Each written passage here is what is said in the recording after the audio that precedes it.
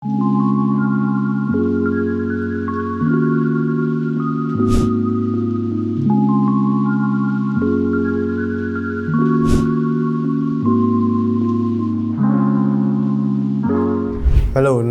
ketemu lagi dengan aku Robert Adrian.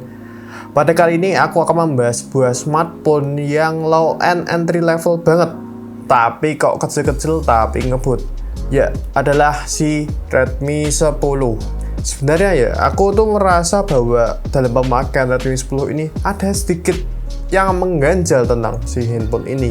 Apakah yang mengganjal itu? Mari kita saksikan langsung aja untuk review berikut ini.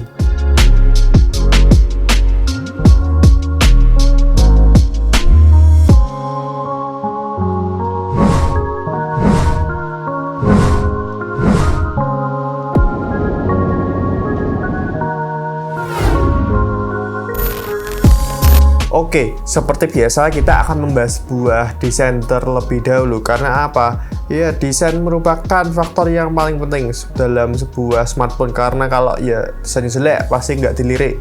Orang-orang juga yang diperhatikan adalah sebuah desain. Oke, yang pertama kita langsung saja untuk bagian belakangnya sendiri. Si Redmi 10 ini memiliki desain yang di kelas low entry level ini bagus banget, yaitu dengan model kamera seperti Mi 10 Ultra, dan untuk bagian covernya menggunakan finishing doff. Nah, untuk bagian kanannya sendiri ia memiliki volume pengeras suara dan volume penurun suara, kemudian ada tombol power off beserta fingerprint. Nah, untuk bagian atasnya sendiri terlihat ada sebuah speaker, kemudian mic dan jack audio 3,5 mm. Dan dimana untuk slot micro SD ya terletak di bagian kiri. Untuk bagian kirinya terdapat ada dual nano SIM beserta micro SD.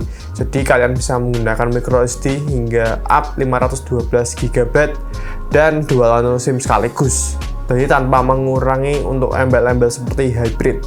Nah, berikutnya untuk di bagian bawah, si Redmi 10 memiliki speaker dan port USB Type-C, kemudian ada mic tentunya. Nah, di mana sih untuk infrared blasternya? Jawabannya aku tidak tahu, cuman untuk si Redmi 10 ini kayaknya tidak mendukung untuk infrared blaster. Jadi kalau kalian ingin menggunakan si smartphone ini untuk kebutuhan nyalakan AC atau nyalakan TV, di device ini tidak ada. Nah, untuk experience sendiri di bidang desain, untuk desainnya sendiri aku merasa untuk kelas low entry level terbilang cukup mewah dan elegan. Aku bilang dulu ya, ini untuk kelas low entry level, bukan untuk kelas flagship maupun mid range.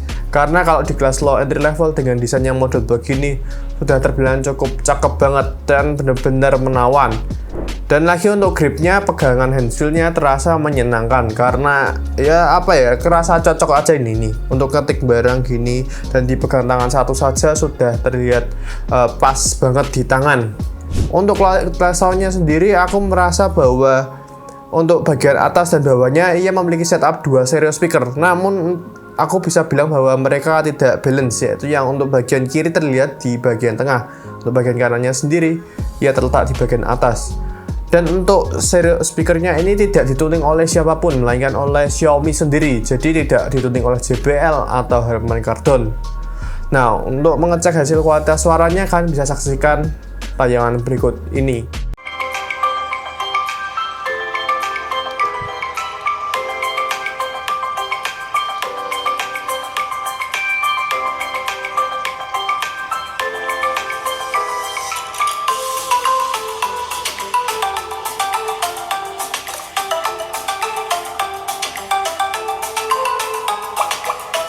Kalau aku sih merasa untuk kualitas sound speakernya terlihat agak-agak cempreng-cempreng sedikit ya, dan bassnya kurang berasa. Ya, aku bisa memaklumi hal tersebut karena di kelas 2 jutaan, masa mau minta yang perfect banget? Tentunya ada yang dikurang-kurangi tentunya. Berikutnya, yang kedua adalah sebuah layar. Layar dari Redmi 10 ini hanya menggunakan layar LCD IPS saja. Dan kemudian ia berbentang 6,5 inci dan resolusi Full HD Plus 1920x2400 pixel. Untuk refresh rate-nya sendiri, ia memiliki refresh rate yang cukup lumayan di kelas low entry level, yaitu memiliki refresh rate 90 Hz. Jangan lupa untuk si Redmi 10 ini juga sudah diklaim menggunakan Corning Gorilla Glass 3 yang mana katanya bisa mampu menahan bantingan, tapi tentunya dengan harga sekelas low entry level sudah ada Corning Gorilla Glass termasuknya sudah cukup bagus. Nah, untuk experience sendiri, si layar dari Redmi 10 ini aku merasa bahwa untuk di bawah sinar matahari kok kurang bagus banget karena terlihat samar-samar sekali, jadi tidak bisa dilihat dengan jelas. Untuk kondisi indoornya sendiri aku merasa sudah cukup banget karena sudah bisa dilihat dengan jelas dan mata kita tidak begitu terasa sakit dalam melihat si Redmi 10 ini. Dan untuk penyegarannya sendiri, refresh rate, aku sudah bilang bahwa di kelas low entry level itu juga termasuk cukup bagus karena sudah memberikan layar yang refresh rate-nya lumayan, yaitu di 90 Hz meskipun hanya LCD IPS biasa. Berikutnya untuk bobot dari Redmi 10 ini terbilang cukup ringan banget, yaitu hanya di 171 gram, yang mana jadi kalau dibawa mana-mana dimasukin kantong kayak dimasukin tas tidak ngabot-ngaboti tasnya atau kantong kita. Berikutnya untuk platform OS. Untuk si platform OS dari Redmi 10 ini menggunakan MIUI 12.5. Tentunya untuk yang saat ini masih seri 12.5 biasa, bukan yang Enhanced Edition. Mungkin berikutnya kita akan mendapatkan yang Enhanced Edition. Dan tentunya juga si Redmi 10 ini sudah menggunakan Android 11. Untuk experience sendiri aku merasa bahwa si Redmi 10 ini aku masih nyaman-nyaman saja, dan untuk bugnya sendiri aku belum merasakan berdampak pada si handphone ini. Jadi mungkin ada bug, namun nggak berasa gitu loh bugnya. Tidak seperti yang lalu-lalu si Poco X3 GT yang cukup mengganggu. Sedangkan si Redmi 10 ini masih tenang-tenang saja dan oke-oke saja. Namun si Redmi 10 ini tentunya menggunakan ROM ID atau ROM Indonesia. Yang aku maksud di sini adalah bahwa kalau ROM Indonesia biasanya iklannya cukup banyak, apalagi handphone entry level. Jadi harap dimaklumi saja kok kenapa iklannya banyak ya, untuk menunjang si harga ini juga lebih murah dan sudah menjadi standarnya mungkin bagi Xiaomi bahwa untuk kelas low entry level diberikan iklan mungkin. Dan berikutnya hal keempat, kita akan membahas sebuah prosesor atau otak dari smartphone tersebut. Untuk si Redmi 10 ini menggunakan MediaTek Helio G88 dengan fabrikasi 12 nanometer. Untuk CPU-nya sendiri ia menggunakan Cortex A75 dan untuk GPU-nya menggunakan Mali G52 MC2. Nah, apalagi ini dipadukan dengan RAM 4GB, memori 64GB. Dan sudah extended RAM juga pula dengan sebesar 1GB dan menggunakan tipe penyimpanan yaitu eMMC 5.1 yang membuat sebenarnya nggak mulus-mulus banget sih, cuman sudah terbilang cukup bagus-bagus saja dan standar-standar saja, jadi nggak nge-lag banget. Tapi aku ingin membahas sebuah game di segmen ini karena nggak afdol banget kalau aku membahas sebuah prosesor tapi nggak membahas soal game di Redmi 10 ini. Nah, ada 3 game yang aku mainkan dalam si Redmi 10 ini. Yang pertama adalah si Redmi 10 ini aku menggunakan game PUBG. Nah, untuk grafiknya sendiri aku setting di Balance Ultra. Nah, aku merasakan bahwa di Redmi 10 ini belum ada terjadinya frame drop atau merasakan patah-patah. Nah, untuk game kedua aku bermain Mobile Legends. Nah, untuk Mobile Legends-nya sendiri aku pentokin kanan semua dengan settingan Ultra HVR mode on, dan hasilnya cukup mengagumkan, yaitu belum ada terjadinya frame drop, namun sudah sedikit-sedikit terasa agak panas kalau sudah mainnya lebih dari 15 menit.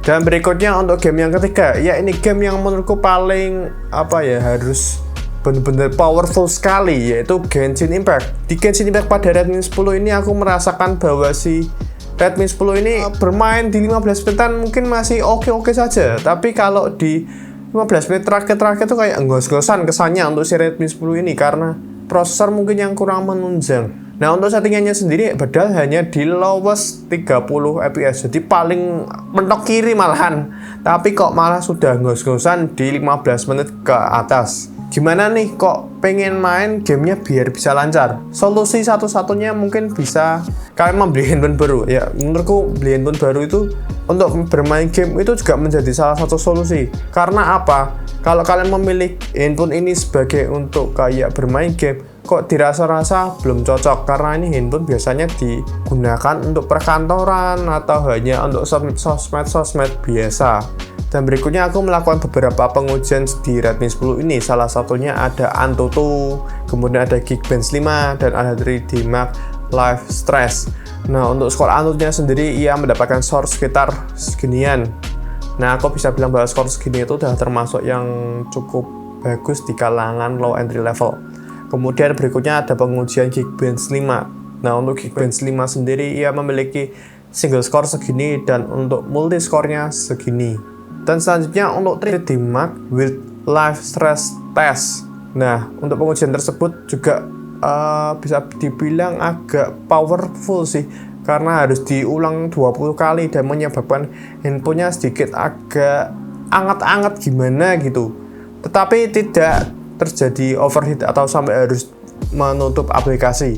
Masih normal-normal saja dan mendapatkan skor untuk best top score-nya adalah segini dan untuk stabilitasnya kisaran segini. Experience. Sebenarnya tadi aku sudah jelaskan tentang experience tentang bermain game di handphone ini. Aku akan mengulang tentang experience tersebut. Aku ringkas saja untuk 2 game yang pertama yaitu PUBG dan Mobile Legends masih dihabis ratakan oleh si Redmi 10 ini. Tapi berikutnya untuk si Genshin Impact ini yang mulai agak-agak perlu dipertimbangkan kalau kalian ingin bermain game di handphone ini, karena mungkin oke lah 15 menit awal masih normal-normal saja, tapi untuk 15 menit ke atas udah terasa agak gos-gosan, jadi merasakan bahwa adanya frame drop dan handphonenya sudah tentunya nggak anget lagi tapi memang panas, sudah terjadi overheat, tapi nggak sampai menutup aplikasi sih, tapi sudah terjadi overheat, jadi lebih baiknya kita menghentikan bermain gamenya. Dan untuk pengujian beberapa benchmark tadi juga ada yang anget, ada yang enggak, tapi termasuknya sudah cukup bagus di kelas entry level atau low entry level.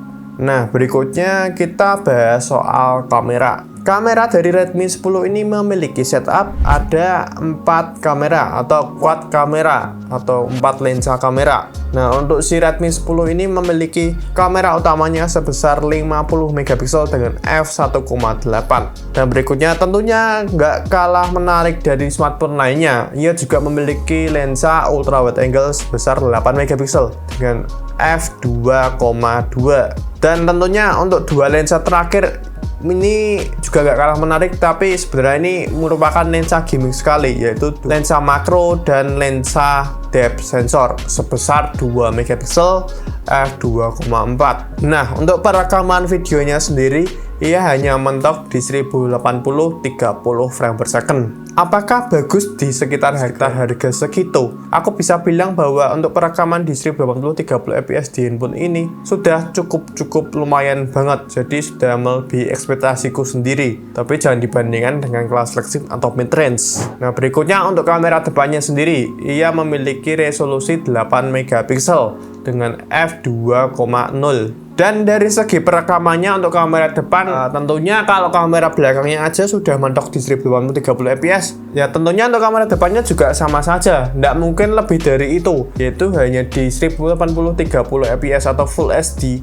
saja. Nah, untuk perekamannya kamera depan aku merasakan bahwa standar-standar aja sebenarnya untuk kelas seharga low entry level. Redmi 10 ini memang bukan diperuntukkan untuk videografi atau vlogging, karena untuk hal tersebut mungkin kalian bisa membelinya yang kelas flagship saja atau membeli kamera asli, jangan pakai menggunakan handphone. Memang si Redmi 10 ini tidak cocok sekali, tapi kalau sekedar saja memang masih bisa. Nah, untuk hasil foto dan video dari Redmi 10 ini kalian bisa nonton pada tayangan berikut ini, tentunya dalam mode auto.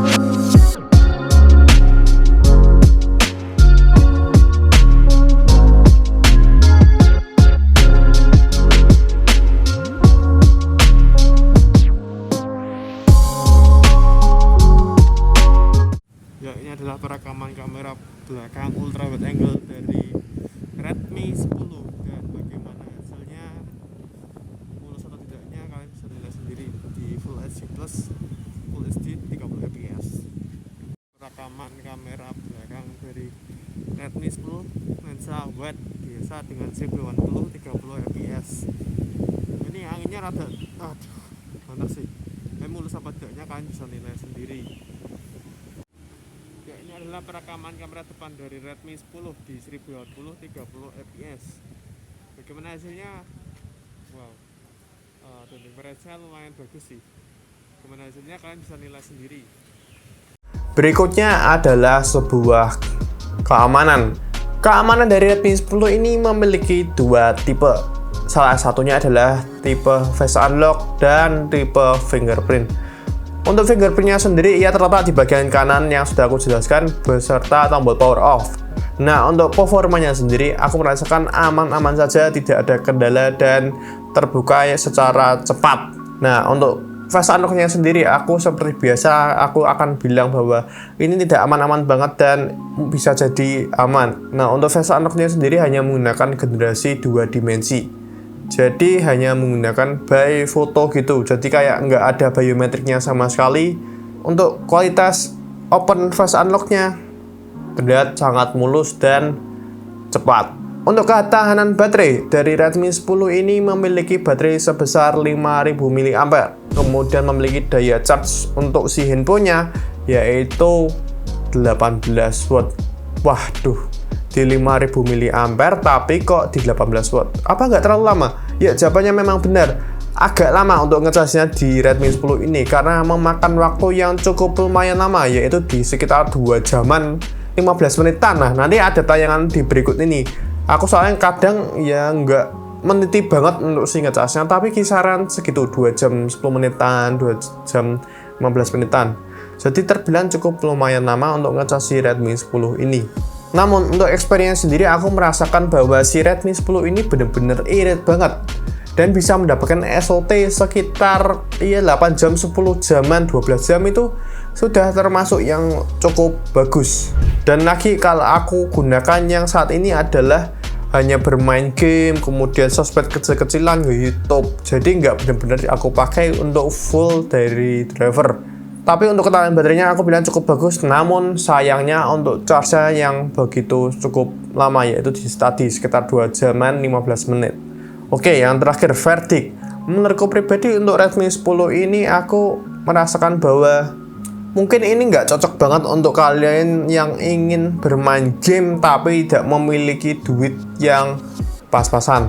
Aku bisa bilang bahwa handphone ini cocoknya hanya digunakan untuk perkantoran atau hanya sosmed biasa. Oke lah untuk bermain game, tapi tidak game yang model kayak Genshin Impact. PUBG masih bisa, Mobile Legends masih bisa, atau Arena of Valor mungkin masih bisa. Drop mungkin masih bisa, jadi nggak yang game yang berat-berat kayak Honkai Impact, Genshin Impact, Asphalt, NBA gitu. Waduh, kayaknya si handphone ini sudah agak gososan untuk bermain game semacam itu. Berikutnya untuk ketahanan baterai, aku merasakan bahwa si baterai ini aku sudah bilang tadi bahwa irit banget malahan ini si handphone ini. Tapi sayangnya untuk ngecas cukup lumayan lama. Nah, dan yang terakhir untuk kamera, aku merasakan bahwa kamera dari Redmi 10 ini terlihat standar-standar saja. Jadi bukan yang bagus-bagus banget atau jelek-jelek banget, tapi standar-standar saja ya. Tentunya hanya menang di resolusi di 50 megapiksel yang membuat ketajaman pada fotonya terlihat lebih oke saja. Kan generasi sebelumnya yang Redmi 9 itu resolusi kameranya nggak sampai 48 megapiksel atau 50 megapiksel, hanya sekitar 12 megapiksel. Tapi untuk si Redmi 9 ke Redmi 10 ini mendapatkan peningkatan di bidang kameranya. Ya sudah cukup lumayan lah untuk foto-foto. Tapi aku bisa bilang ini bukan yang paling perfect, tapi hanya standar-standar saja. Dan untuk perekaman pun hanya menok di 30 frame per second. Jadi aku kurang menyukainya karena aku jarang banget menggunakan di frame rate segitu. Dan lagi tidak bisa menggunakan mode Pro pada si Redmi 10 ini. Jadi untuk mode Pro-nya hanya bisa digunakan untuk foto saja dan untuk video tidak bisa. Dan untuk kamera depannya aku juga merasakan ya standar-standar saja dan hanya oke-okenan saja. Dan untuk harga Harga dari Redmi 10 ini berkisar di 2 jutaan. Bisa 2 jutaan lebih, bisa 2 jutaan pas, bisa 2 jutaan kurang. Tapi yang kali ini aku pegang ini di harga 2 juta 100. Tentunya dengan harga SRP bawaan Xiaomi Indonesia resmi. Dia aku beli di Mi Store Paragon Semarang. Nah, yang bikin aku ganjal sebenarnya untuk si Redmi 10 ini adalah prosesornya. Karena yang lalu-lalu itu sering menggunakan Qualcomm Snapdragon. Kenapa akhir-akhir ini si Redmi malah banyakkan menggunakan MediaTek? Mungkin Xiaomi bisa menjawab pertanyaan ini. Oke, terima kasih yang sudah menonton video ini, video review dari Redmi 10 ini. Dan jangan lupa untuk nonton video ini sampai selesai. Kalau kalian nonton video ini sampai selesai, tandanya kalian mendengarkan ucapanku kali ini. Dan jika kalian belum subscribe channel ini, jangan lupa untuk subscribe channel ini, dan jangan lupa untuk nyalakan tombol loncengnya. Dan jika kalian suka dengan video kayak gini, jangan lupa untuk like video ini.